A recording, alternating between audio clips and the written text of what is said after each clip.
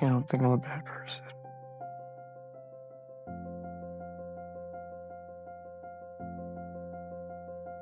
All I think is that I love you. God, who are you? I know you.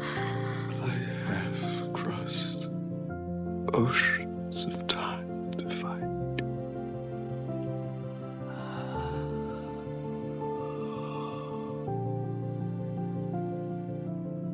Most of my life, I wanted a place where I belonged, a place where I could feel at home again, feel loved again. And I found that place here at Collinwood. What is that? Oh, negative. That's delicious. Blood on a stick. On a steak. That's not bad. Very refreshing, especially when you're in a hot spot. Checkmate, my darling. Eve, you're ruthless. You're brutal. I'm a survivor, baby. Edward, I was so afraid. I thought you were dead.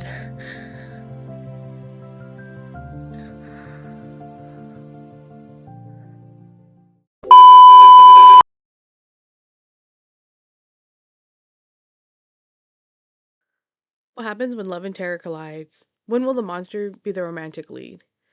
One of my favorite subgenres in horror is the romantic horrors. I really enjoy like the idea of love going beyond anything. Just don't want to watch the same romance comedies where it's this average white dude who literally does nothing somehow wins the woman over in the end. Like I just don't find that believable. They're often boring. A lot of horror romances come from gothic romances. Two really big titles that I think a lot of people refer to are Phantom of the Opera or Beauty and the Beast, where the man or the male, nope, man and male are the same thing. Not all monster romances are explicitly horror. You can think of something like Shape of Water. Well, it isn't a horror movie because it's a woman falling in love with a monster. A lot of people will call it a horror romance film. A lot of people put these monster romances in two different categories. You have like your classic monster romances, which would be like The Bride of Frankenstein or Phantom of the Opera, but specifically the silent film one. I also would say that that one's better in the sense of representing a monster. I think the 2000s one, which is good, doesn't really give monster compared to the silent one. He looks a lot more disfigured and more unacceptable by society than I want to say it's 2004 film.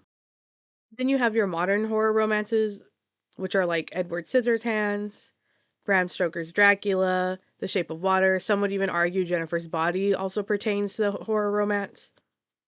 The big thing about Jennifer's Bodies being a monster romance is it really highlights the outsiderness of being part of the queer community, and I think that's why a lot of people will put Jennifer's Body in horror romance. Question to think about when we're looking into these films is how can love exist beyond the idea of humanity, death, and sanity, and what really defines a monster in these films? Like, who is the monster and what makes a monster a monster?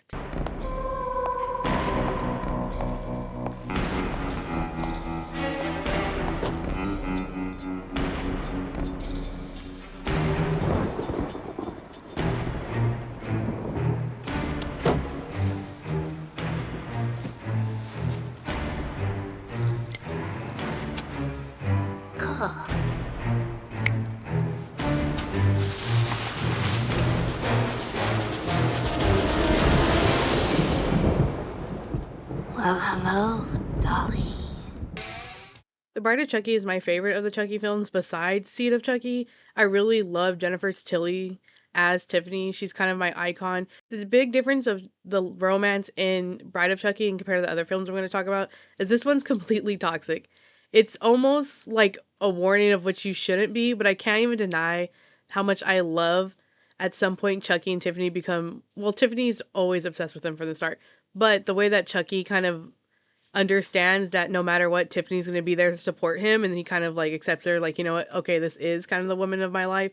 I don't think the film tries to portray this couple as like a ideal couple. The film acknowledges that they're dysfunctional and abusive and violent towards each other. When people think of love as an obsession, people often think of like Wuthering Heights. I think of Tiffany and Chucky. I think they're whole love is built off obsession with each other. I think an interesting part about Tiffany too is that she craves like the domestic traditional woman value roles in a relationship. She wants to be like a mother, she wants to be a caregiver for her husband, Chucky. She wants a family, whereas Chucky is quite the opposite.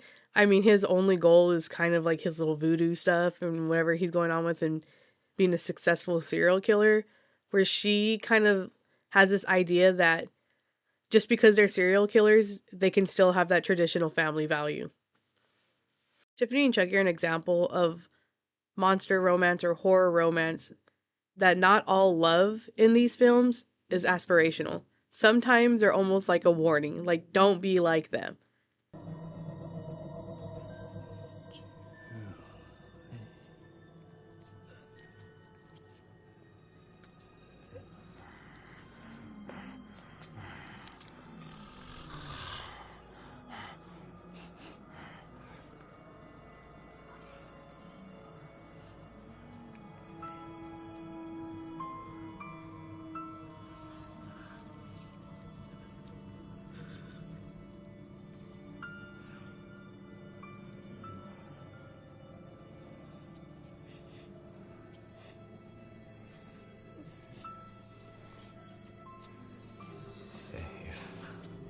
I think Warm Bodies was like the first time I realized that this was my genre of romance, that this was made for me, which I didn't realize this was essentially a retelling of Romeo and Juliet, which is why like R is named R for Romeo and Julia is Juliet. I didn't realize until I was watching it and I had took a Shakespeare class recently and I was like, "Oh my God, this adds up. This is another Shakespeare retelling," which Shakespeare retellings have like become my favorite. A big part of Warm Bodies is that love can defy nature. If R is dead and is a zombie, he's not even supposed to be like capable of a conscience. That's how we typically view zombies, as they're kind of otherly in the sense of there's nothing there. But R defies this idea because the entire time he's thinking, we hear his inner monologues as we're watching the film, and we see him fall in love with Julia. I also really like the idea that if you eat somebody, you kind of gain their memories. And when he eats Julia's boyfriend, he sees all these memories of her in a light where it's positive and like infatuation. And I think that adds to the reason why he falls for her. A big part of this film's message is that love is resurrection. The more that Julia and R embrace each other, the more human he becomes. And it literally brings him back to life. It really kind of creates this idea that what makes us human isn't always biological. It's kind of the actions that you do and how you go about them. This film has a really like positive take on love. The idea is that love can conquer all. Love can conquer death. Love can go beyond the laws of nature. Love is the reason why R is resurrected. Do you like this song? Do you like any other music? I have The Cure. Oh, no. It's not that kind of cure. It's like it's a band. They can't make you better. I mean, they can, but emotional. Out of all these monster romance films, Lisa Frankenstein is my favorite. I love the whole aesthetic of the film. I love the music. Everything about it is just so cute. Like, I can't even deny that I get like so giddy over this film. Like, it's just so perfect to me. There's nothing I would change a single thing about it. If anything, I would just wish it was longer because I enjoyed it so much.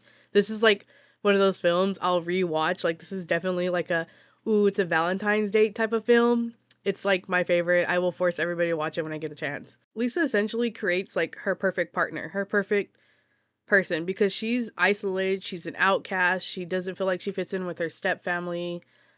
You know, she's the weirdo, doesn't have a lot of friends, isn't popular. So having the creature as her partner or as her little project really gives her the opportunity to create somebody for herself in order to feel comfortable in a world that feels so against her. She kind of channels her anger against the world and turns it into creation. I also think out of all these films I talked about, Lisa Frankenstein, her character is so much more like a feminist icon in comparison to a lot of these monster romance films, simply because she kind of takes power into her own hands. You have Bride of Chucky, where love doesn't fix toxicity, but it recognizes red flags in toxic romances.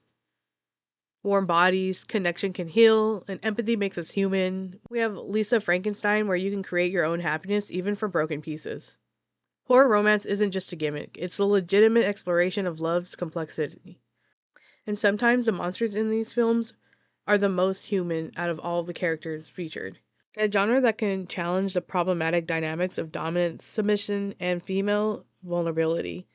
Horror romances are simultaneously a space where women explore their agency, desires, and powers outside the patriarchal constraints. Don't forget to go check out my blog Beyond the Final Girl Films, where I continue the conversation over there, and I also talk about films that I don't mention in the video. Either way, I'm just so happy you're here. I know time is valuable, and I'm glad that you took the time out of your day to hear me rant about horror monster films because I love them. If you haven't seen any of my previous videos, I also recommend you check those out. I talk about the final girl archetype, and I also talk about extreme horror, and I would love to hear what you have to say about those as well.